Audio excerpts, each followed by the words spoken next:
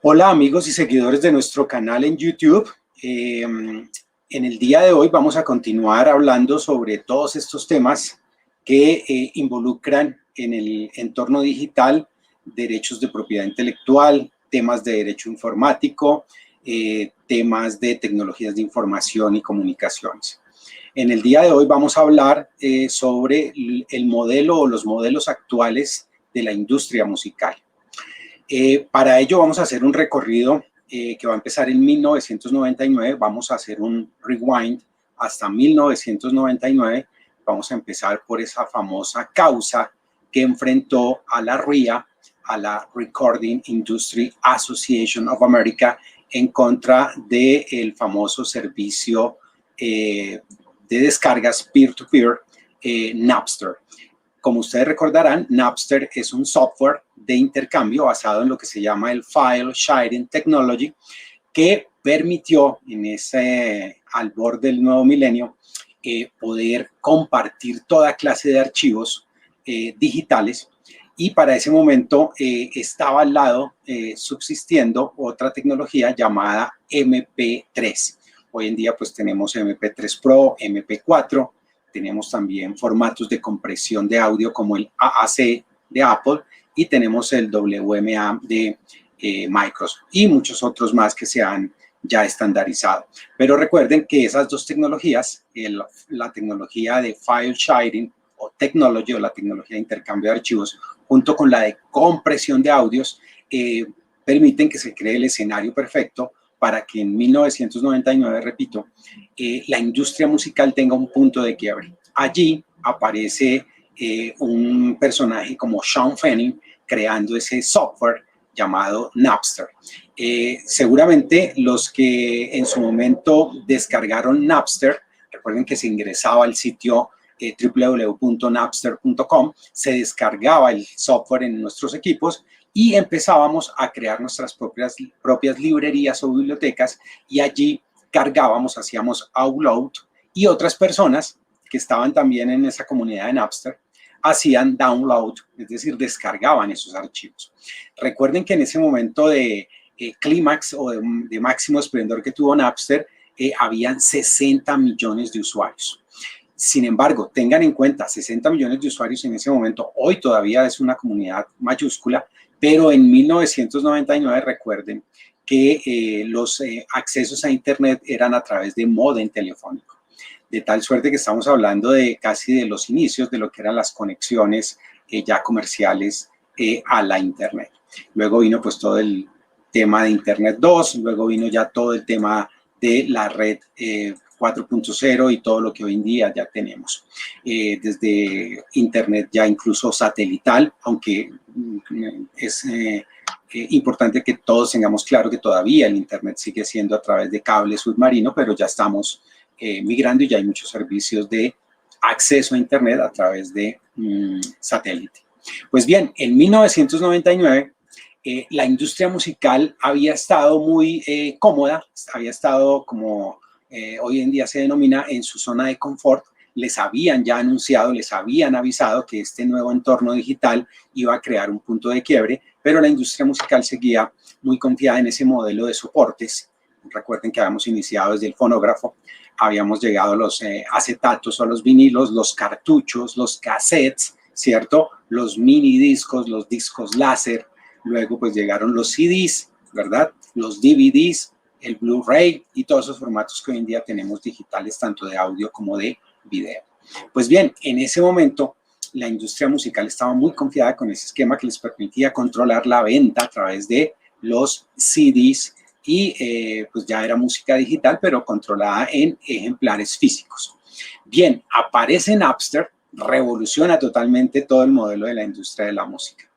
Y allí, pues, va a ser también importante mencionar que para ese momento, 1999, se iba a estrenar una película llamada Misión Imposible, protagonizada por Tom Cruise, y la banda sonora la hacía una banda de hard rock muy conocida, muy popular, que nos gusta mucho a todos, me refiero a Metallica. Y Metallica hacía la banda sonora de esta película de Misión Imposible. Y el tema central se llama I Disappear. Pues bien, todo este caldo de cultivo se da, o esta tormenta perfecta se da precisamente porque se va a estrenar la película Misión Imposible y una semana antes en el servicio de peer-to-peer, de igual a igual, o de descarga de Napster, aparece, se filtra el tema central I Disappear. Entonces, pues el productor audiovisual, productor cinematográfico, entra en shock, llama de inmediato a los integrantes de Metallica y les dice, si no fueron ustedes los que filtraron el máster de la pieza musical que va a ser parte de la banda sonora, pues tienen ustedes que ayudarnos a combatir esta piratería que se está dando en este momento o ese uso irregular sin autorización. Y por eso fue que ustedes vieron, o todos vimos, cómo Lars Ulrich, el baterista de Metallica, terminó acompañando a los abogados de la RIA, esos señores de traje y corbata, a radicar la demanda ante la juez del 9º Circuito de California, y esa causa la llevó precisamente la juez Marilyn Hall Patel, quien tras la demanda que presenta y radica la RIA, repito, Recording Industry Association of America, en contra de Napster, pues dicta un preliminary injunction, una medida cautelar, diríamos en nuestro argot, en nuestro entorno, para evitar que Napster siguiera realizando esa conducta que venía haciendo. Y allí se inicia toda esa contienda judicial que también paralelamente se llevaba en los estrados judiciales, pero también estaba trasladada a todo el mundo o a todo el entorno de la industria musical. Vale recordar que en los American Musical Awards de 1999 invitan precisamente a Metallica a entregar un premio y también invitan a Sean Fanning a entregar otro premio. Pues bien, Metallica dice, si Sean Fanning va a ir a entregar premio, nosotros no vamos. Y Sean Fanning también dice, si Metallica va, yo no voy porque estamos enfrascados en esta acción en este momento. Eso estaba en el backstage, otras bambalinas, y muchos pues no tenían presente lo que estaba sucediendo. Pues bien, muchos recordarán que los integrantes de Metallica salieron con unas camisetas que traían el logo de Napster cruzado por una línea, es decir, no Napster. Y a su turno, Sean Fanning, cuando salió a entregar ese premio que le correspondió, también salió con una camiseta, una t-shirt que decía no Metallica. Entonces eso mostraba muy a las claras lo que se estaba dando en los estrados judiciales para ese momento. Pues bien, se inicia toda esa contienda. Las normas en las que fundamentó su demanda la RIA y toda la industria discográfica en ese momento, que estaba allí conformada o que hace parte de la RIA, la basaron principalmente en 3 normas de la legislación norteamericana. La Copyright Act de 1976, la Audio Home Recording Act o Ley de Grabaciones Caseras de 1992 y la ley del milenio que acababa de expedirse un año inmediatamente anterior, la famosa Digital Millennium Copyright Act de 1998, la cual estrenan precisamente en contra de Napster, la famosa DMCA por su sigla en inglés. Y allí viene toda esa contienda. Muchos de ustedes recordarán que al final Napster termina siendo condenado, termina siendo cerrado, porque uno de los obligaciones que le impone la juez Marilyn Hall Patel en su interdicto, en su preliminary injunction, es precisamente que controle todos esos contenidos que están vertidos, y esto es un punto importante a tener en cuenta, en un servidor central. Esa tecnología de los sistemas peer-to-peer de primera generación se basaban en un servidor central. Y ese punto es crucial para entender por qué condenan a Napster.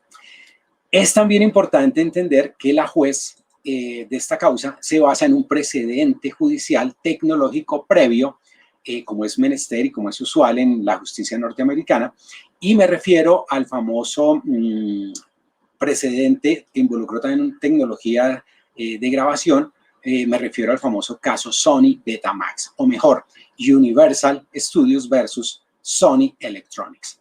Y recuerden que pues allí precisamente se estaba poniendo en entredicho la tecnología VCR o Video Copy Recording, ¿cierto? Es decir, o Video Cassette Recording, que permitía que se pudiera grabar en esos cassettes que se tenían en ese momento en Betamax, luego migramos al VHS y pues hoy en día estamos en otra serie de formatos como el Blu-ray. Pues bien, en ese momento se inicia esa acción y la juez se basa en ese precedente judicial. Es importante entonces tener claro que en 1976 se inicia ese proceso entre Universal y Sony, precisamente porque Universal tenía dos series en el prime time. Me refiero a series muy famosas para ese momento que eran Kojak y Columbo, dos detectives, y la gente pues veía en un canal Kojak y dejaba grabando en su Betamax la serie del otro canal que era Columbo. Pues bien, eso se llamaba el time shifting y Universal demanda o inicia una acción en contra de Sony por haber creado una tecnología que propiciaba la reproducción irregular, es decir, la piratería, ¿verdad? Y demandan a Sony. Recuerden que en primera instancia el juez absuelve a Sony porque dice que la tecnología per se no es mala, que lo malo o equivocado puede ser el uso que le den las personas a esa tecnología. Universal apela ante un juez de circuito, un juez de apelaciones en las cortes norteamericanas, y ese juez reversa la decisión y dice que el juez de primera instancia está equivocado y que precisamente Sony sí tiene responsabilidad porque debe controlar lo que hacen las personas que adquieren esa tecnología BCR, ese Betamax. Finalmente el caso llega a la Suprema Corte norteamericana y en 1984 se da esa famosa sentencia o ese precedente que todavía hoy se sigue aplicando. Eso es importante que lo tengamos en cuenta. Ese precedente de 1984, caso Sony Betamax, es el que siguen aplicando todos los jueces en la mayoría de países del mundo como precedente.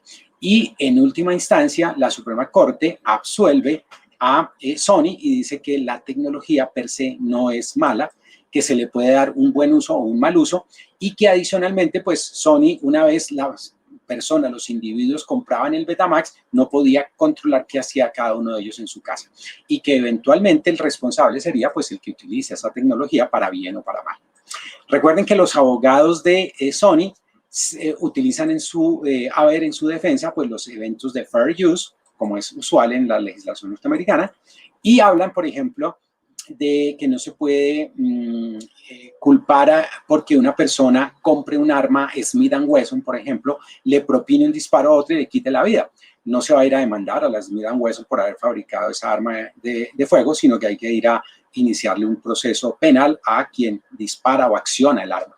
Igual, cuando alguien compra un vehículo, va conduciendo a alta velocidad, con impericia, con negligencia, ¿cierto? Casos típicos de culpa, o va en estado de embriaguez y atropella a un tercero y le quita la vida, pues no se demanda a la compañía fabricante del vehículo, no se demanda a la BMW, no se demanda a la Ford, no se demanda a la Volkswagen, a la casa fabricante, sino se demanda penalmente o se denuncia penalmente a quien iba conduciendo el vehículo, ¿verdad? Entonces, eso lo utilizan los abogados de Sony. Dice, usted no puede ir a demandar a Sony por haber creado esta tecnología, la cual tiene un uso bueno y un uso también irregular si las personas la hacen mal uso. Pues bien, vuelvo al 99, la juez Marilyn Cole Patel se basa en ese precedente y condena a Napster por no poder controlar todo lo que estaba allí en ese servidor central. Recuerden que Napster quiso utilizar las excepciones de fair use y al final pues la jueza encuentra que no se encuadra dentro de ese fair use. Recuerden que, por ejemplo, Napster dijo, mire, las personas descargan Napster, intercambian formatos digitales simplemente para conocer los contenidos y luego van a las discotiendas y compran los CDs. Pero para ese momento ya la industria musical había demostrado con cifras que en el año 95 al 98 las ventas habían ido en aumento y que llega al 99 las ventas decaen. Es decir, pudo demostrar que había un efecto en el mercado, que es uno de esos eventos de fair use. Adicionalmente, la RIA muy hábilmente contrató una encuesta y se paraban a la salida de las universidades y de los colleges, que eran el mayor número de personas que descargaban Napster. Les preguntaban o les formulaban tres preguntas. ¿Usted conoce Napster? Contestaban sí. ¿Ha descargado Napster? Sí. Después de descargar un archivo musical en Napster, ¿usted va a la discotienda y compra un CD? Y la gente contestaba no. Es decir, se aplicaba ese aforismo de que ¿por qué tengo que pagar por algo que es gratis en Internet? Bien, con eso dicho, entonces condenan a Napster y ya la industria musical tiene un segundo precedente. Y en el entretanto habían ya surgido nuevos sistemas o nuevas generaciones de sistemas peer-to-peer. Napster es la primera generación, es decir, el abuelo de los sistemas peer-to-peer. Luego vienen los sistemas de segunda y tercera generación, es decir, los sistemas ya no centralizados como Napster, sino semicentralizados y totalmente descentralizados. Es decir, todos obramos como clientes o servidores. Me refiero a sistemas como Grokster, Morpheus, Kazaa para ese momento, ¿verdad? Es decir, todos basados en tecnología peer-to-peer, pero ya en tecnología BitTorrent, pero descentralizada. Vuelvo a insistir, todos éramos clientes o servidores, ya no se requería un servidor central. Pues bien, inician entonces la RIA una acción contra estos nuevos servicios, ¿cierto? Hablamos de Grokster, Morpheus, Kazaa, ¿cierto? Hablamos de eDonkey, eMule, de Spiral Frog, ¿cierto? Y todos estos sistemas que empiezan a aparecer. Luego viene ya LimeWire y todos estos sistemas que conocimos con posterioridad. Pues bien, inician esa causa y como también muchos de ustedes recordarán, en primera y segunda instancia, esos nuevos sistemas de segunda y tercera generación fueron absueltos. La industria musical estaba muy segura, convencida, porque ya habían logrado la condena en contra de Napster, pero los jueces analizaron que los sistemas eran diferentes. Y por eso, después de haber condenado en el año 99 a Napster, en los años subsiguientes absolvieron en primera y segunda instancia, repito, a Grokster, Morpheus y Kazaa. Pues bien, la causa llega finalmente en el año 2005 a la Suprema Corte norteamericana y como ustedes también seguramente recordarán, habían dos bandos, ¿no? Uno que apoyaba a la RIA en contra de estos nuevos sistemas peer-to-peer, pero otros que decían, no, estos sistemas peer-to-peer los apoyamos, los queremos, e incluso muchos artistas los apoyaban. Pues bien, en el año 2005, en un fallo, atención, unánime, es decir, los 9 jueces de la Suprema Corte estuvieron de acuerdo en reversar los fallos de primera y segunda instancia en estos nuevos sistemas y condenarlos, basados en una teoría muy novedosa que planteó el juez que hizo la, digamos que proyectó la decisión, que fue el juez David Souter, ¿verdad? Y allí va a ser muy importante tener en cuenta que esa sentencia unánime se basa en una teoría que ellos denominaron la induction o la inducción, es decir, que estos sistemas estaban induciendo a las personas para que hicieran descargas irregulares. Pues bien, ese precedente del año 2005 sigue siendo también el que se aplica hoy en día y basado con el de Napster, año 99 condenaron a Napster, año 2005 condenan a estos sistemas, repito, descentralizados, ya no había servidor central. Y esos han sido los precedentes, los 3 precedentes tecnológicos. Caso Sony Betamax, 1984, caso Napster, 1999, y caso Grokster, Morpheus y Kazaa en el 2005. Y esos son los que hoy en día se siguen utilizando como precedentes. Recuerden que en el año 2009 surgió también una sentencia ya en Europa, también iniciada por la RIA, en contra de un sistema que se conoció, un sistema BitTorrent, pero ya basado o se denominaba rastreador, era un tracker, y me refiero al sistema de Pirate Bay. Recuerden que de Pirate Bay, este sistema peer-to-peer sueco, pues fue condenado en el año 2009 y incluso detuvieron y mandaron a la cárcel a los 3 creadores y fundadores de The Pirate Bay.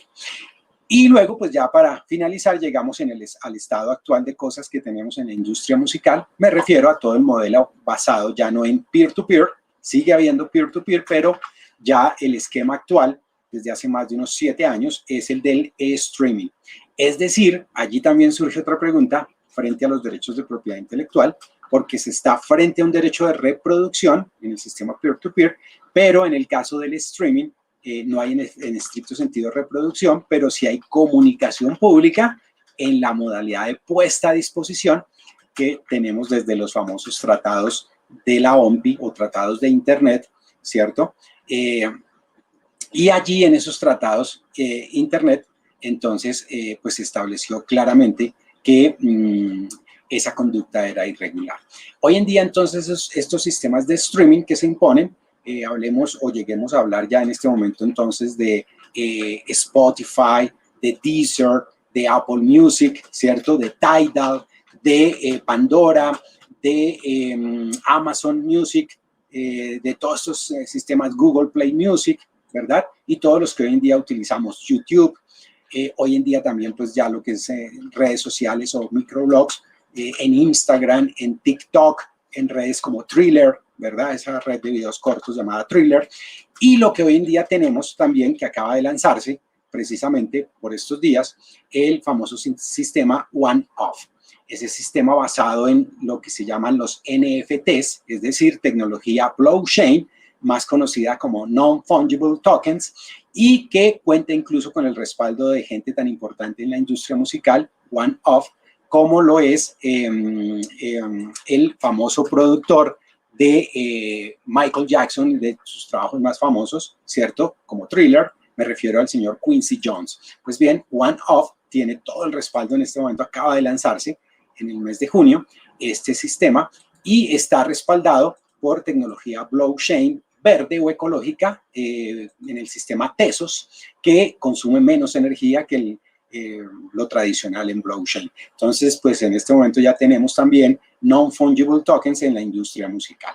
Bien, con eso dicho, terminamos nuestro segmento y los invito, como es costumbre, a que se suscriban a nuestro canal, a que le den like a los videos que sean de su interés. Un fuerte abrazo para todos.